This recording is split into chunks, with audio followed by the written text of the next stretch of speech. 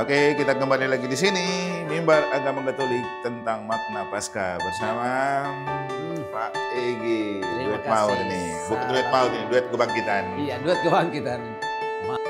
Para pemirsa TVRI NTB yang sama dikasih Tuhan, khususnya umat Katolik di mana saja berada. Berjumpa lagi bersama saya, Egi Nusiba, dalam acara Mimbar Agama Katolik TVRI NTB. Masih dalam suasana Paskah, saya ucapkan selamat pesta Paskah. Semoga damai dan semangat kebangkitan Kristus masih menyelimuti kita dalam tugas dan karya panggilan kita. Umat Katolik yang sama dikasih Tuhan, pada kesempatan ini kita diajak untuk merenungkan tema makna Paskah bagi pesiaraan harapan gereja sinodal dan alam sekitar. Saya pikir tema ini masih relevan dengan tahun jubileum kita dan juga tahun pastoral keuskupan Denpasar. Dan di studio telah hadir bersama saya narasumber kita yang sudah biasa kita tahu dan kita kenal, Romo Deken kita itu Romo Eman. Kita sapa beliau. Selamat bertemu lagi, Romo. Selamat bertemu lagi Pak Egi dan sahabat TVRI NTB di mana saja Anda berada. Selamat pesta Paskah ya, tetap semangat dan terus bercahaya dengan cahaya kebangkitan Kristus. Amin. Amin.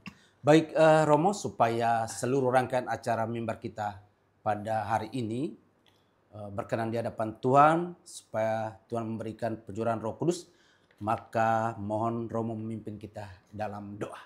Silakan. Marilah kita bersatu dalam doa, dalam nama Bapa dan Putra dan Roh Kudus. Amin. Allah yang telah membangkitkan putranya Tuhan kita Yesus Kristus bersamamu. Dan bersama Romo. Allah Bapa yang Maha Kasih, kami bersyukur untuk kasih sayang dan kemurahan yang Kau berikan kepada kami dan dunia dengan menganugerahkan Yesus Putramu yang setelah Engkau lahirkan ke dunia, Engkau beri Dia juga sebagai penebus dan penyelamat melalui misteri, sengsara, wafat, dan bangkit. Kami telah mengenangkan dan juga telah merayakannya, dan pada kesempatan ini bersama segenap umat-Mu, kami ingin memaknai kembali peristiwa itu untuk hidup kami, untuk alam sekitar.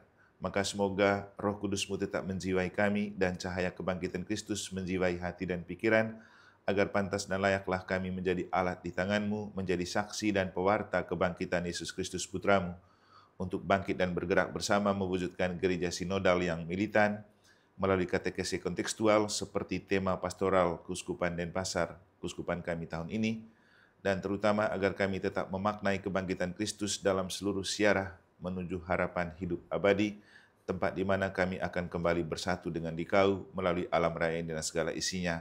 Maka mohon berkat-Mu untuk kami, untuk tempat ini, untuk mereka semua yang mengambil bagian dalam permenungan dan refleksi ini, untuk mereka semua yang membantu bekerja bersama kami, dalam nama Bapa dan Putra dan Roh Kudus. Amin. Baik, terima kasih Romo untuk doanya. Saya pikir dalam iman, semangat kebangkitan cahaya, terang kebangkitan, pasti kita pada saat ini akan memberikan refleksi untuk umat kita, akan supaya lebih semangat ikut bangkit bersama. Baik. Dalam iman, dalam iya. iman, dan ingat satu kata dari Paus Fransiskus almarhum ya, tentang iman itu harus menjadi cahaya bagi hidup, namanya Lumen Fidei. Oke, dalam cahaya iman itulah kita akan merefleksikan dan memaknai Paskah. Baik Romo, ini tema makna Paskah bagi pesiaraan harapan gereja sinodal dan alam semesta. Baik, sebelum kita mendalami tema ini untuk umat kita supaya memahami, kita bicara tentang Paskah secara sederhana. Supaya apakah esensi sebenarnya Paskah itu bagi umat Katolik, sebelum kita masuk ke dalam tema. Baik, silakan Romo. Oke, terima kasih Pak Ege dan para pemirsa. Terima kasih karena Anda masih setia bersama kami di Mimbar Katolik dan di edisi spesial Paskah 2025. Secara sederhana, kita memaknai Paskah ini dalam arti Paskah itu berarti Tuhan lewat. Artinya bagaimana Tuhan lewat di dunia untuk menyadarkan kita bahwa kita punya Tuhan dan Tuhan selalu ingin menyapa kita. Dan saya rasa kalau di dalam kisah-kisah setelah Paskah, peristiwa Tuhan lewat itu nyata dalam Yesus memang melawat dan melewati hidup para murid, mulai dari Dia menampakkan diri pertama kepada Maria Magdalena, yang kedua adalah kepada dua orang murid yang sedang berjalan keluar kota ke Emmaus, dan yang ketiga kepada para murid yang berkumpul yang sedang melemparkan jala di sungai atau di Danau Tiberias kan. Ya. Jadi itu kan Paskah, Tuhan Tuhan lewat. Tuhan lewat untuk apa? Menyapa kita. Untuk kita menyadari bahwa karena di tengah kesibukan dan rutinitas dunia, kita lupa bahwa kita itu punya Tuhan. Dan Tuhan itu punya kita gitu.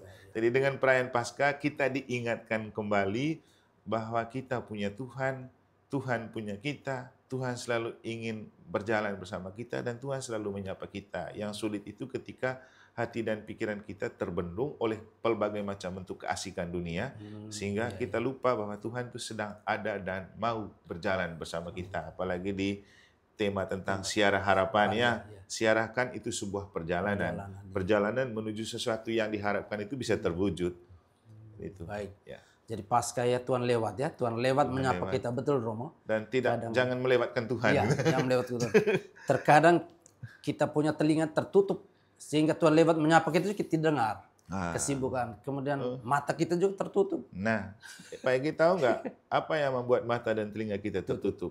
Ya. Dalam konteks yang lebih relevan dan update ya. Kita kan juga berkatekesi kontekstual. Betul. Bagaimana memaknai sesuatu dalam konteks yang aktual dan relevan kan? Kalau kita kembali ke cerita di Kitab Suci, kenapa kita tidak bisa melihat dengan jernih?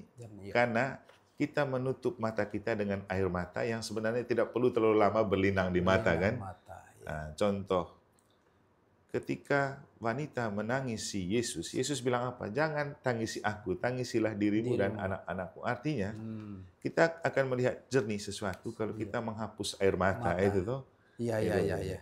Terus kemudian hidup kita ini kan kadang terlalu banyak menyesali apa yang sudah terjadi. Betul. Ya. Tanpa kita ingat bahwa kita memang perlu punya masa lalu yang selalu dijadikan guru untuk pembelajaran, tapi kita perlu tetap menatap ke depan.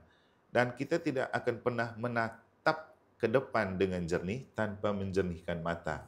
Dan kalau kita bicara tentang harapan, ya harapan hanya bisa dilihat dengan kebeningan mata pikiran, mata hati, dan juga mata yang secara fisik bisa memandang sesuatu yang jauh kan. Ya, misalnya kita bisa lihat ke sana.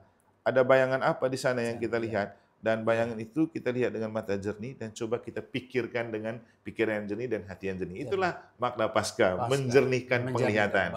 Juga pendengaran kan telinga tertutup kan. Kita memang diciptakan dengan 2 telinga dan 1 mulut, artinya lebih banyak mendengar daripada berbicara kan. Kemudian di zaman seperti sekarang telinga kita banyak ditutup dengan headset. Betul. Iya. Kita lupa mendengar. Jangankan mendengarkan Tuhan, mendengarkan sesama aja agak susah kan.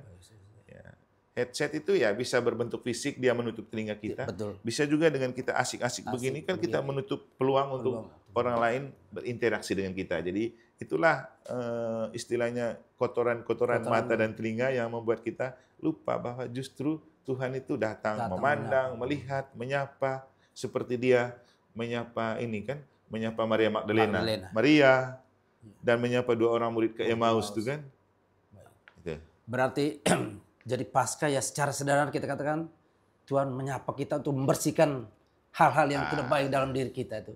Sehingga kita terhadap relasi dengan Tuhan kita dengar dan terhadap sama kita mendengar. Itu makna Paskah secara paling sederhana ya. Betul, ya. Membersihkan dan menjernihkan betul.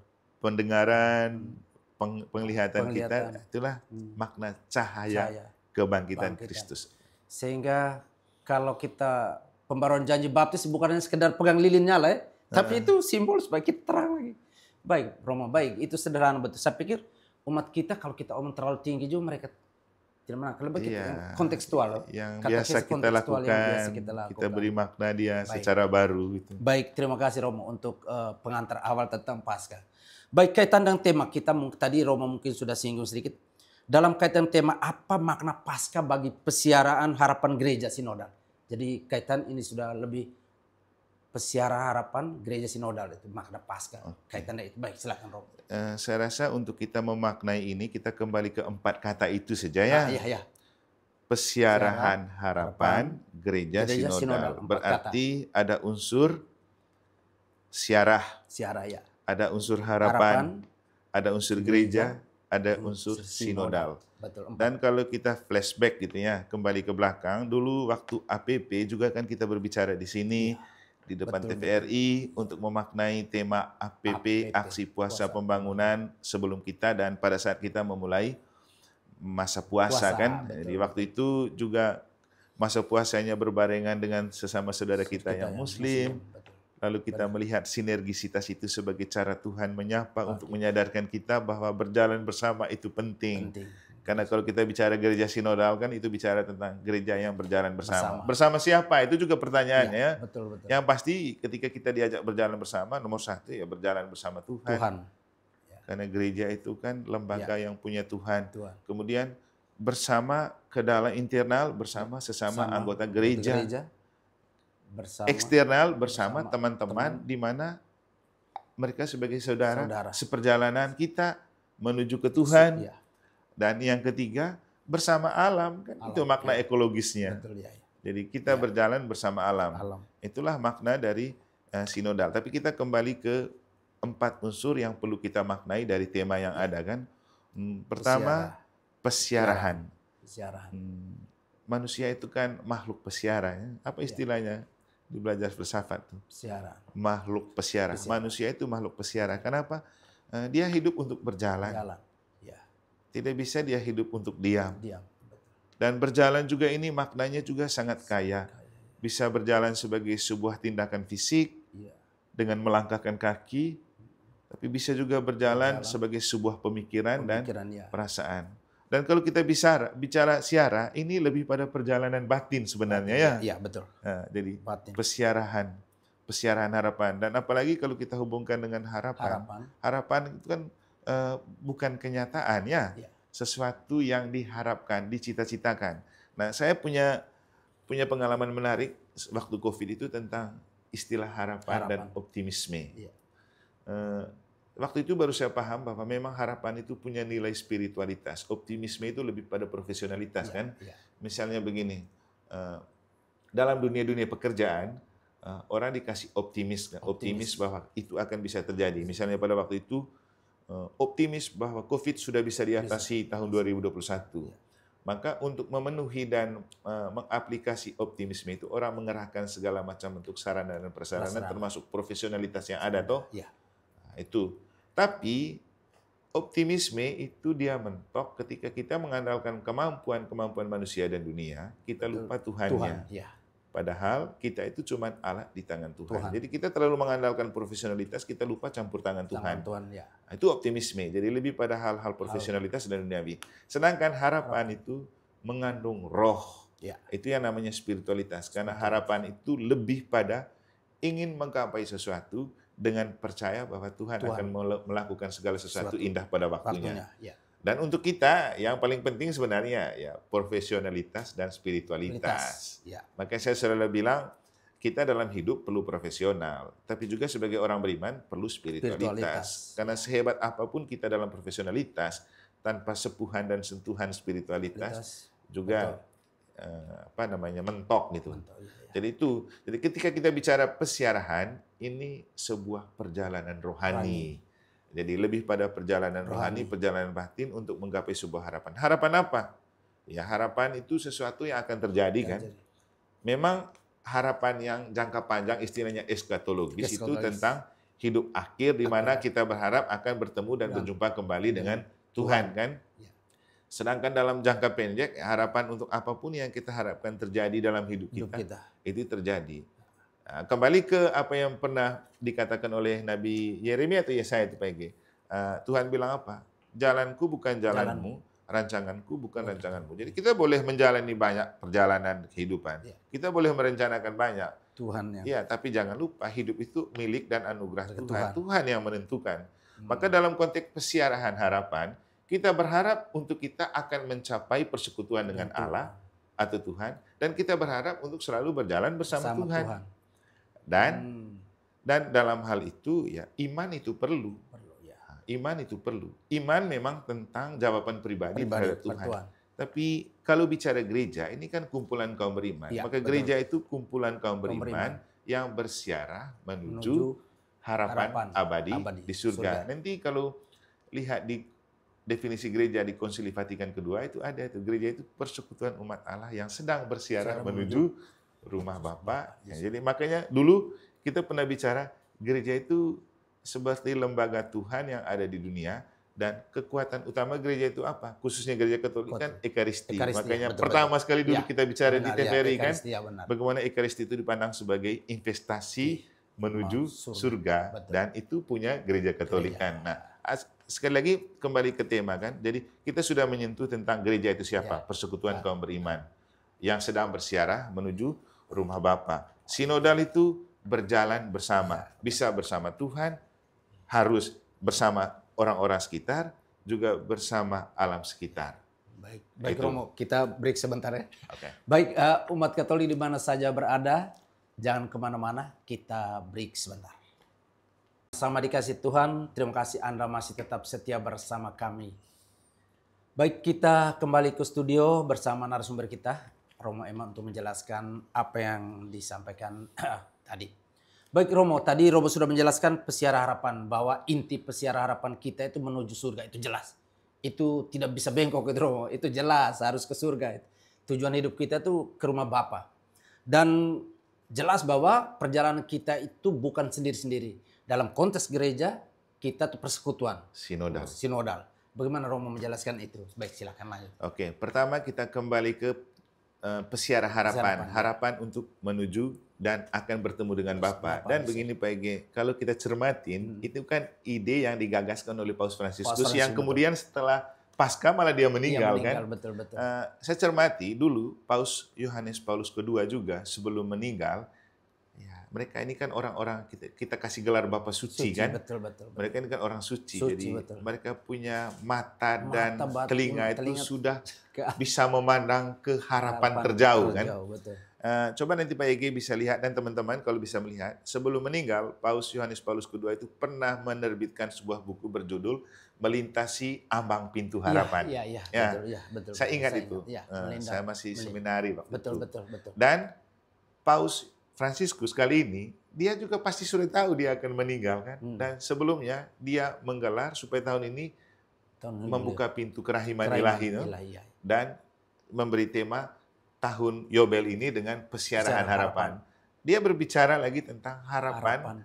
Dia bersiarah dalam harapan menuju ke rumah Bapa. Dan memang akhirnya dia meninggal juga kan setelah Paskah. Dan menariknya kalau kita baca di berita, ternyata beliau itu sudah membuat surat wasiat untuk dia meninggal itu pada 29 Juni 2022. Ya, 2022. Sekarang 2025 ya. Jadi sebelum dia datang ke Indonesia, dia sudah membuat surat wasiat bahwa kalau dia meninggal, dia akan dikuburkan di mana. Yang kemarin dia dikuburkan di Basilika Maria Maggiore itu karena dia punya kedekatan dengan Bunda Maria. Dan salah satu hal yang dia tulis di situ bahwa dia setelah itu dia akan mati pada hari kebangkitan. Memang dia akan setelah hari Minggu Paskah mati itu. Nah, yang menarik untuk kita adalah apa yang dia lakukan saat-saat menjelang dia akan meninggal. Dia bersiarah keliling dunia termasuk Indonesia. Ini sebuah pesiaran juga. Pesiaran. Dan ini sebuah perjalanan yang tidak punya bukan abal-abal ya, syarat makna. Dia berjalan Paus berjalan keliling berkunjung itu kan syarat makna. Itu kan sebuah perjalanan dan banyak harapan yang ditaburkan dari perjalanan beliau kan, termasuk di Indonesia kan. Jadi 3 hal yang menjadi tema perjalanan ke Indonesia sih sudah membangkitkan harapan untuk kita, yaitu faith, fraternity dan solidarity. Jadi iman, persaudaraan dan bela rasa. Itu kan harapan yang perlu bertumbuh dan berkembang. Jadi kalau dia mati sekarang pun yang penting buah-buah pemikiran dan permenungannya akan tetap hidup. Nah, menariknya bahwa sebelum dia meninggal, dia sudah berbicara tentang pesiaraan harapan. Dan itu dijadikan tema tahun Yobel yang oleh beliau dia sendiri yang buka dan dia sendiri yang maklumkan kan. Nah, dengan ini kan dia mau menunjukkan kepada kita, kepada gereja dan dunia bahwa memang hidup itu sebuah pesiaraan menuju harapan hidup abadi. Dan jalan untuk menuju ke hidup abadi bagi kita itu adalah gereja. Dan gereja itu bukan lagi tentang pribadi tapi persekutuan umat beriman. Makanya perlu sinodalitas, perjalanan bersama. Makanya kemarin waktu refleksi selama Oktav Paskah itu, kan Yesus menampakkan diri selama 3 kali. Mulai dari kenapa secara personal kepada Maria Magdalena, apa artinya? iman itu tentang tanggung jawab pribadi, tentang respon pribadi kepada Tuhan. Betul. Jadi iman itu masalah pribadi. Ya. Tapi karena nobody is island, tidak ada orang yang diciptakan untuk hidup di suatu pulau, maka dia butuh orang lain. Maka dalam hal hidup beriman juga perlu kehadiran orang lain untuk saling melengkapi dan saling mengingatkan. Itulah makna dari perjalanan dua orang murid ke Emmaus dan Yesus datang menghampiri mereka. Kemudian lebih meluas lagi, dari pribadi ke berdua, lalu persekutuan. Yesus terakhir menampakkan diri kepada kelompok para murid yang sedang berkumpul. Itulah sinodalitas. Itu. Jadi pesiarahan kita itu perlu berjalan bersama dalam gereja sinodal. Itulah inti dari gereja sinodal yang bersiarah dalam persiarahan harapan. Baik Romo, terima kasih. Suatu penjelasan yang luar biasa.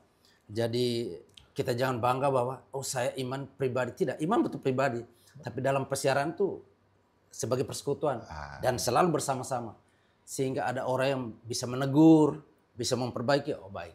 Dan itulah kehebatan kita ya sebagai gereja Katolik. Dan supaya kita tahu kan, penjelmaan atau kontekstualisasi dari perjalanan bersama itu, kita tahu persekutuan terkecil gereja apa? KBG itu, Komunitas Basis Gerejani. Sebenarnya ada yang lebih kecil dari KBG, karena ketika lebih dari satu orang itu sudah bernama gereja. Yesus bilang apa? Di mana dua tiga orang berkumpul. Dan itu adalah apa? Keluarga. Kenapa kemudian keluarga itu disebut juga Ecclesia Domestica, gereja rumah tangga. Sehingga sebenarnya sebuah komunitas persekutuan terkecil dari gereja itu ada di keluarga. Makanya saya selalu bilang, kalau keluarga Anda oke, KBG oke, KBG oke, lingkungan oke, lingkungan oke, paroki oke, paroki oke, dekenat oke, dekenat oke, gereja lokal oke. Itu. Dan dampaknya pada masyarakat juga. Ya, bertumbuh dari lapisan paling bawah. Baik, terima kasih Romo. Baik, ini masih kaitan dengan tema. Dalam kaitan alam semesta.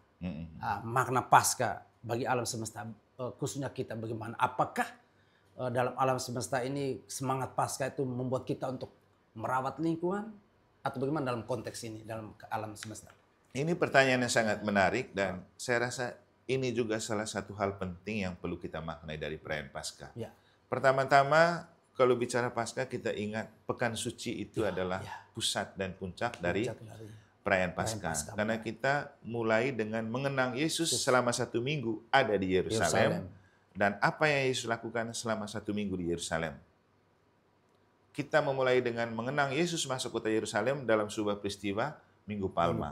Di mana Yesus beranjak dari rumah dari Maria, Marta, dan Lazarus di Betania, melewati Bukit Saitun, turun ke lembah Kidron, yang di bawah itu ada Taman Getsemani, lalu mendaki lagi naik ke Bukit Sion di kota Yerusalem. Yesus masuk dan diarak-arak sebagai Raja. Hosana Putra Daud.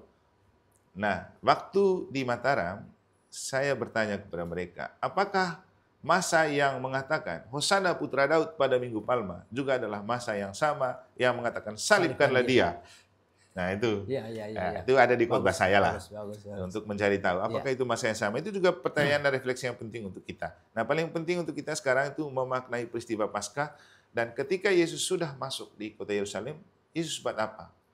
Kalau kita menyimak bacaan dalam hari Senin, Selasa, Rabu, itu berbicara tentang pergulatan dengan para muridnya sendiri. Terutama dengan apa yang terjadi dengan Yudas kan?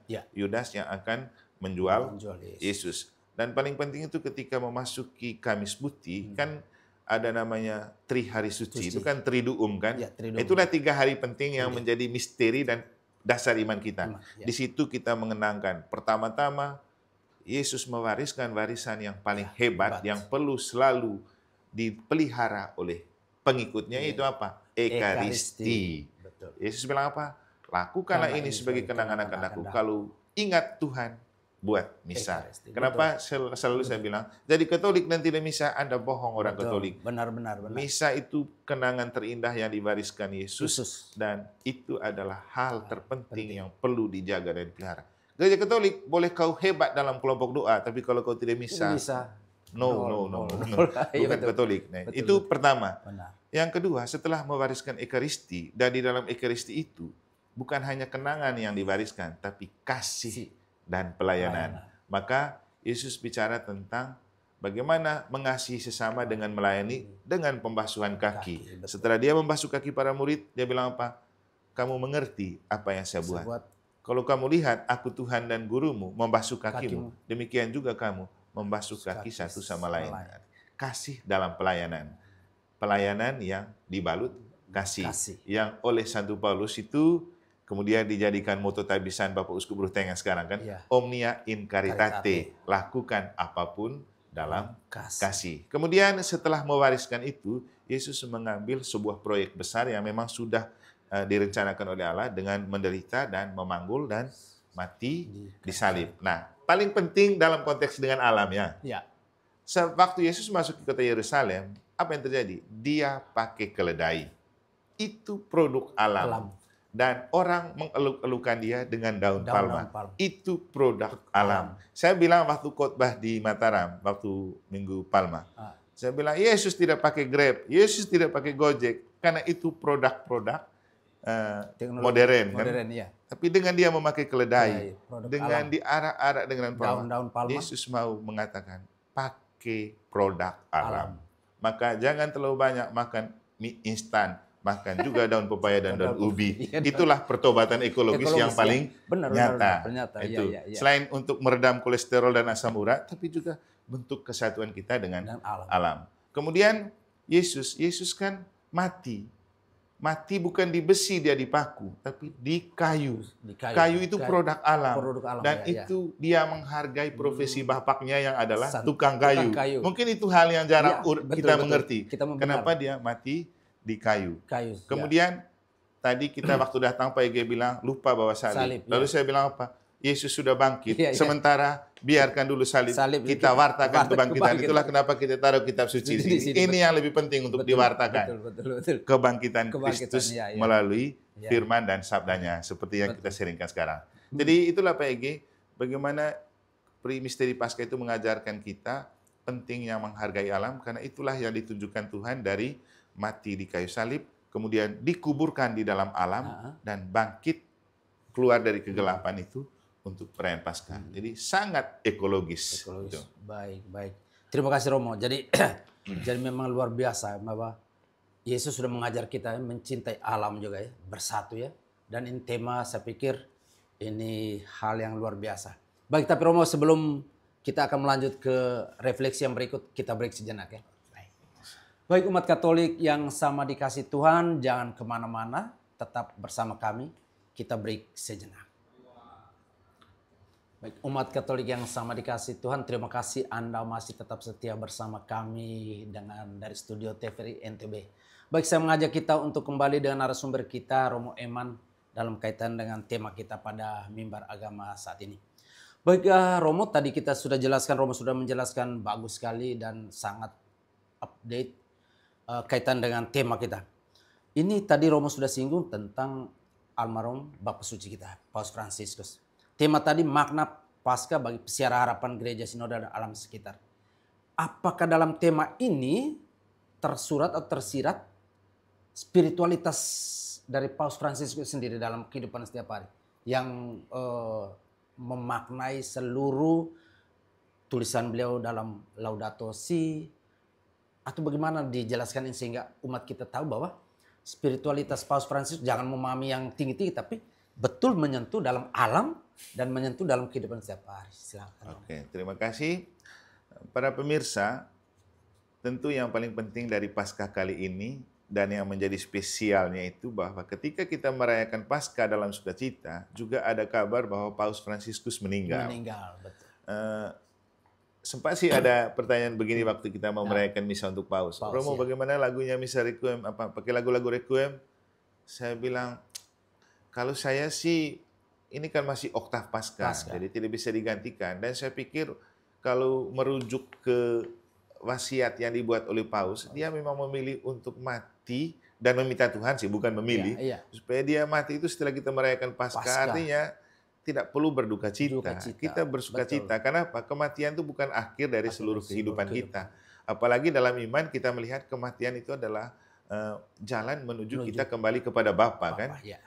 Jadi kalau bahasanya Santo Paulus, ya kalau Yesus berakhir dengan kematian, sia-sialah iman kita. Iman kita, betul. Tapi Iya. kebangkitan yang membuat Iya, kita iya. merasa bahwa Iya. iman kita tidak Tidak sia-sia. sia-sia, betul. Karena kisah bukan berakhir dengan kematian, Kematian, benar. tapi ada kebangkitan di balik kematian. Ya. Jadi kematian itu jalan menuju kebangkitan. Bangkit.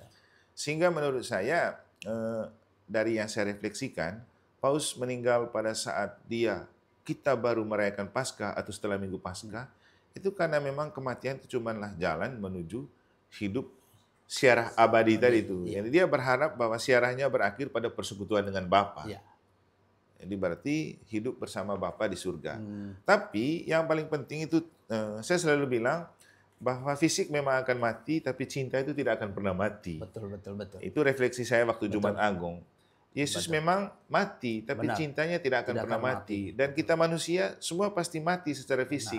Karena mati itu ketakmampuan fisik untuk hidup lebih lama. Tapi yang pasti yang tidak akan pernah mati adalah cinta.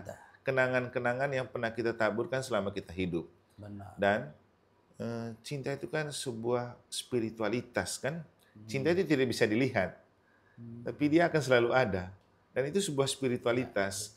Dan itu kalau terkait dengan Paus Fransiskus, saya pikir banyak sekali spiritualitas yang dia tinggalkan. Sebagai kenangan. Untuk tetap hidup dan kita hidupkan. Waktu misa misa untuk Paus itu saya selalu bilang, dalam konteks NTB, Paus itu akan tetap hidup. Dalam arti apa? Tentu ada banyak cerita tentang Paus dan banyak spiritualitas yang dapat kita temukan dari Paus. Dan itu kita bisa lihat di medsos. Tapi saya lebih tertarik pada konteks NTB. Karena apa? Di Pekan Suci, tiba-tiba saya kedatangan tamu dari Solas. Solas itu sebuah yayasan yang diprakarsai oleh Paus Fransiskus yang menjangkau semua lapisan masyarakat, terutama masyarakat kecil, untuk tergabung dalam sebuah komunitas. Kalau ada yang masih ingat dan Pak Ege mereka ingat, dulu waktu dia datang ke Indonesia, setelah audiensi dengan para kaum terpanggil di katedral, dia bertemu dengan anak-anak sekolahannya Paus Fransiskus, yang di situ waktu itu Pak Nadim, ada Pak Luhut, dan ada ibu satu dari Buton dengan berjilbab yang memberikan kesaksian. Ternyata ada sekelompok masyarakat dari salah satu desa di Lombok Utara yang diutus ke sana dari yayasan yang dipunyai oleh Paus Fransiskus. Dan setelah saya kaji, ternyata 2 orang muda dari NTB tahun 2021 sudah pernah bertemu Paus di Vatikan. Nah, untuk mereka ada pengambilan sebuah film. Tapi untuk saya yang paling penting gini, mereka datang pas Pekan Suci dan beberapa saat kemudian kan Paus meninggal. Artinya apa? Paus juga punya rasa cinta untuk NTB. Dan saya sempat pernah mendengar kalau beliau ingin sekali pergi ke Lombok Utara waktu itu, tapi karena kondisi keamanan tidak jadi. Nah, untuk saya berarti dia dalam pikirannya sudah ada tentang kita. Dan apalagi waktu itu Pak Ege sama Pak Gordi datang hari Minggu kan, mau tanam pohon untuk melaksanakan program dari Kementerian Agama yang diperkasai oleh Menteri Agama yang pernah mencium kepala Paus. Dan tangannya dicium oleh Paus. Dan dia menggagaskan melalui Kementerian Agama menghidupkan spirit menghargai ekologi dengan teoekologi. Teoekologi itu kan sederhananya berarti, teo kan Tuhan. Ekologi itu berarti ilmu tentang alam. Bagaimana Tuhan itu datang ke alam. Bagaimana alam itu kita hidupkan untuk menyadari bahwa itu juga ada ciptaan Tuhan. Dengan menanam 1 juta pohon matoa di Indonesia kan. Nah, waktu itu kan Pak Ege dan Pak Gordi datang mewakili Kementerian Agama untuk meminta gereja secara simbolik memulai kick off di NTB kan. Nah, beberapa jam setelah datang kan baru ada cerita Paus Fransiskus meninggal. Apa yang kita maknai?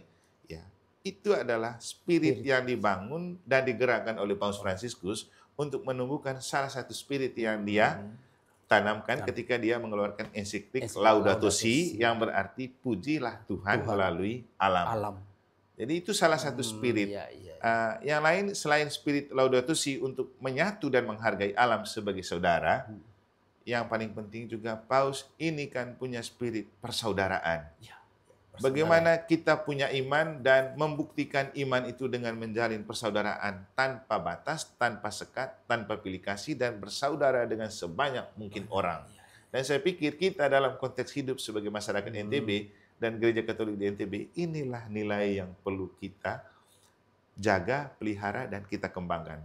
Spirit dari Paus Fransiskus. Jadi kita bersiarah menuju harapan hidup abadi, tapi kita juga jangan melupakan kenyataannya di mana kita sedang berada. Makanya kalau bicara katekese kontekstual itu lebih pada memaknai ajaran iman dan spiritualis kita sesuai dengan konteks di mana kita sedang berada dan berjuang. Baik Romo. Jadi spiritualitas Paus yang kita ya sederhana, bersaudara dengan alam ya. Dan baik. bersaudara yang sesama. Sesama. Ada dua nih. Sesama internal gereja dan sama ekstra eklesiam dan intra eklesiam. Kalau dalam konteks tadi Romo sudah jelaskan, dalam konteks gereja kita sinodal, tapi dalam hubungan dengan sesama yang beragama lain, itu juga bagian dari spiritualitas yang diajarkan persaudaraannya oleh Paus.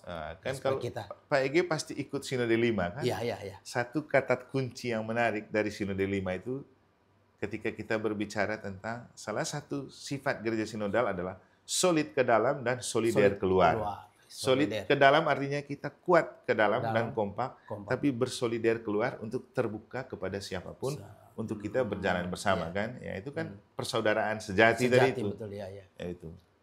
Baik. Romo luar biasa ini spiritualis. Jadi kita belajar dari mendiang almarhum Bapak Suci kita ya. Bagaimana persaudaraan kita hayati baik dengan alam, sesama, dan juga diri sendiri. Kadang-kadang orang tidak berdamai dengan diri sendiri akan stres. Iya, berdamai dengan sendiri, berdamai dengan alam itu penting. Penting. Iya. Baik Romo, ini kaitan dengan Paskah, saya pikir banyak sekali tadi Romo sudah sampaikan. Kaitan dengan pengertian Paskah. Tapi saya melihat bahwa kadang-kadang kita ini ya, kita masih tenggelam tidur dalam kubur. Jadi seolah-olahnya kubur sudah terbongkar, tapi kita masih kubur kemunafikan, kubur sok tahu, kubur egoisme, kubur menjelekan orang lain. Ini kan kubur-kubur yang dalam tanda kutip, Romo. Bagaimana ini? Bagaimana kita menyadarkan, ya, dalam kaitan dengan sinodal, bergerak bersama, mengingatkan kembali, supaya orang bangkit dari kubur-kubur ini. Bagaimana, Romo? Yang praktis, istilahkan, Romo. Benar, Pak Ege. Kita seringkali terkecoh dengan istilah bangun dan bangkit ya. Iya, betul. Kalau kita bangun itu kadang-kadang kita sudah bangun dari tidur tapi kita belum bangkit ketika di tempat tidur kan kita bisa main HP kan sudah bangun itu. Betul, sudah bangun, betul. Ini orang sudah bangun dari tidur, dia main HP, tiba-tiba balas chat, tapi dia bilang sama si tidur, sudah bangun toh itu. Sudah bangun ya. Kita itu bukan hanya bangun, tapi bangkit. Bangkit itu artinya beranjak dari tempat di mana sebelumnya kita berada. Iya. Yesus itu bukan bangun dari mati, tapi bangkit. Artinya ya bukti kebangkitan. Yesus tidak ada di kubur, kubur itu kosong kan. Betul. Dan waktu malam Paskah itu saya punya khotbah tentang jangan selalu melihat kekosongan itu kehampaan. Ya. Karena kubur itu kosong tapi bukan berarti hampa. Waktu perempuan-perempuan datang ke kubur, lihat kubur kosong, tapi bukan hampa. Tuhan tetap ada. Buktinya malaikat datang menyapa. Tuhan datang menyapa. Ibu, kamu cari siapa? Tuhan ada. Jadi kekosongan tidak selalu berarti hampa. Dan hidup kita itu begitu. Jangan kita lihat kosong itu kita lihat apa. Kalau kita nonton sepak bola, hasil kosong-kosong itu bukan berarti hampa. Kalau di perhitungan nilai tetap dapat nilai 1. Nilai 1, betul. Ya. Tetap bermakna. Ya. Jadi Paskah paling penting itu keluar dari kubur kosong itu. Bangkit dan bergerak. Yesus bilang apa? Pergi ke Galilea, saya mau ke sana. Artinya keluar dari kubur itu, beranjak, berjalan, pergi. Maka kembali ke gaya hidup seperti tadi. Kita kalau memang betul-betul bangkit dan memaknai Paskah, ya meninggalkan cara hidup seperti tadi. Saya pikir cara hidup kita yang kita rasa mengkungkung dan membuat kita bangga itu seperti katak dalam tempurung, kan? Betul. Katak kan dalam tempurung, dia teriak, Kak. Dia pikir, kan dia dengar sendiri, dia paling hebat sudah. Paling hebat, betul. Paling hebat. Dan dalam bahasa kita itu istilahnya ghetto, toh. Iya. Ghetto. Hidup dalam sebuah kelompok kecil, tapi dia merasa mereka paling besar. Paling besar, betul. Kenapa? Mereka tidak pernah keluar dan melihat bahwa di luar mereka ada yang lebih besar lagi, ada yang lebih hebat lagi. Dan menurut saya, makna kebangkitan paling penting itu kita keluar dari diri kita. Keluar dari rasa tadi itu angku, sombong, merasa bahwa kita sudah paling hebat, tahu semua. Tidak. Nobody is perfect. Tidak ada orang yang sempurna. Kita butuh orang lain. Kita butuh kehadiran orang lain. Kita butuh berjalan bersama. Kalau kita berjalan bersama, mau tidak mau, kita butuh. Dan bahasa Sinode 5 yang paling penting kan, kenapa kita perlu berpartisipasi dalam gereja sinodal? Karena kita semua adalah rekan kerja Allah. Kita semua punya bakat dan talenta yang perlu kita pakai untuk berjalan bersama dan mewujudkan gereja sinodal. Jadi Paskah paling penting, sangat bermakna kalau kita bangkit dari cara berpikir, cara merasa, cara hidup, dari apa yang membuat kita terkengkung dan terbelenggu dalam sebuah kuburan, di mana di sana hanya ada kegelapan. Dan Yesus bilang apa? Kertak gigi itu ada di kegelapan. Baik Romo, baik kita break sebentar Romo. Baik umat Katolik yang sama dikasih Tuhan, jangan kemana-mana, tetap bersama kami, kita break sejenak. Baik tadi sudah jelaskan sejak dari Minggu Palma, kemudian Kamis Putih, kemudian Jumat dan Triduum ya, hari Sabtu malam Paskah. Baik Romo, kadang-kadang ini orang ini kan memahami Paskah hanya sebatas pemahaman dia, bahwa Paskah Yesus bangkit sudah. Kira-kira pesan apa sih Romo ya? Pesan apa yang terbaik untuk umat Katolik di NTB kaitan dengan Paskah, sehingga Paskah bukan sebagai suatu rutinitas, tetapi Paskah betul-betul menjiwai seluruh kehidupan umat Katolik di NTB. Baik, silakan. Oke, terima kasih. Yang pasti gini ya, supaya perayaan Paskah bukan hanya sebagai sebuah rutinitas yang wajib dilaksanakan setiap tahun, kita harus maknai secara kontekstual. Dan ini sinkron dengan tema tahun pastoral kita, bagaimana berkatekesi kontekstual. Dan saya pribadi sebagai seorang imam merasa bahwa saya harus menyiapkan khotbah yang kontekstual. Artinya bagaimana pesan sabda Allah itu dimaknai dalam konteks yang lebih nyata sesuai dengan apa yang terjadi di sekitar kita. Sehingga saya berjuang memang untuk berkhotbah sesuai dengan apa yang sedang kita alami dan memaknai itu dalam konteks ajaran iman dan terang kitab suci. Sehingga dalam konteks kita di NTB, makna Paskah ini bisa kita maknai pertama secara personal, dua secara komunal. Secara personal, Paskah harus untuk membuat kita makin bangkit dalam iman. Iman makin teguh dan dikuatkan, dan iman harus punya militansi. Saya rasa dulu pernah saya berbicara di sini juga, bahwa militansi iman tidak sama dengan iman yang radikal, radikalisme. Karena militansi itu tentang bagaimana ketangguhan dan kekuatan iman itu kita wujud nyatakan dalam sikap martiria, berani memberikan kesaksian tentang kebenaran iman dan bukan pengerusakan iman gitu. Jadi istilahnya yang konstruktif dan bukan destruktif. Sehingga makna Paskah paling penting secara internal dan personal itu membuat iman kita makin tangguh, kuat. Dan secara eksternal membuat kita berani memberikan kesaksian tentang iman itu dalam militansi sikap gitu. Juga militansi hidup menggereja. Kemudian itu secara personal dan internal. Secara komunal kita kembali ke tema kita, bangkit dan bergerak bersama. Jadi perayaan ini membuat kita bahwa kalau kita sudah punya iman, mari kita sama-sama memakai kekuatan iman itu untuk bergerak bersama. Bangkit mewujudkan gereja sinodal dalam persekutuan, partisipasi, misi. Karena kalau kita kembali ke spirit Paus Fransiskus, pertama, iman. Kita harus punya iman. Dan kalau kita punya iman, mari mencintai dan memelihara persaudaraan. Kan? Makanya kedua persaudaraan. Baik, kalau break sebentar Romo ya. Baik, umat Katolik yang sama dikasih Tuhan, jangan kemana-mana, kita break. Umat Katolik yang sama dikasih Tuhan, senang Anda masih tetap setia bersama kami dari Studio TVRI NTB. Saya mengajak kita untuk bersama Romo kita lagi, narasumber kita, untuk melihat pesan Paskah untuk kita. Baik Romo, tadi Romo sudah jelaskan makna Paskah untuk umat yang secara personal ya. Bagaimana makna Paskah untuk umat tapi dalam konteks komunal eksternal, bagaimana? Silakan Romo. Oke. Jadi kita coba memaknai Paskah kali ini. Pertama secara personal internal, lebih ke dalam pribadi, karena iman itu tentang tanggung jawab pribadi. Tapi juga ketika kita bicara tentang nobody is island, dan nobody is perfect, tidak ada orang yang tinggal dalam sebuah pulau dan orang yang sempurna, maka pada saat ini kita mengerti kita itu makhluk sosial yang butuh kehadiran orang lain.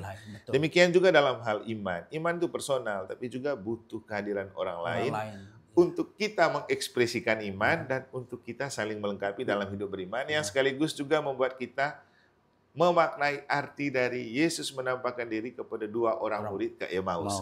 Setelah pertama secara personal dia menampakkan diri kepada Maria Magdalena, kemudian dia menampakkan diri kepada dua orang murid ke Emmaus. Artinya dalam menumbuh kembangkan iman dan mempertanggungjawabkan iman kita butuh kehadiran orang lain. Dan lebih dari itu dalam penampakan ketiga setelah bangkit, Yesus menampakkan diri dengan sebuah komunitas. Persekutuan kumpulan para murid. Artinya apa? Iman itu tentang respon pribadi terhadap Allah yang perlu dikembangkan kepada sesama dan dalam sebuah komunitas. Maka sekarang kita melihat makna komunal eksternal dari iman yang kita peroleh dari rahmat Paskah. Masih dalam hubungan dengan spiritualitas Paus Fransiskus kan, dia datang dengan berbicara tentang faith, fraternity, dan solidarity. Pertama, iman itu perlu. Nomor satu. Yang kedua, buktikan bahwa iman itu oke dengan memelihara dan mencintai persaudaraan. Persaudaraan tanpa batas, tanpa sekat, tanpa pilih kasih. Bersaudara dengan sesama, bersaudara dengan alam. Yang ketiga, mewujud nyatakan iman dan persaudaraan dengan solidarity. Berbela rasa, berbagi dalam kondisi apapun, suka dan duka, untung dan malang, sehat dan sakit. Jadi solidarity, berbagi. Dan kita dalam hidup menggereja, khususnya gereja lokal Keuskupan Denpasar, dengan dibingkai oleh Sinode 5 kan, ada satu kata yang pernah saya ungkapkan yang menarik dari bagaimana kita menerjemahkan diri sebagai sebuah gereja sinodal secara internal dan eksternal dengan solid ke dalam, solider keluar.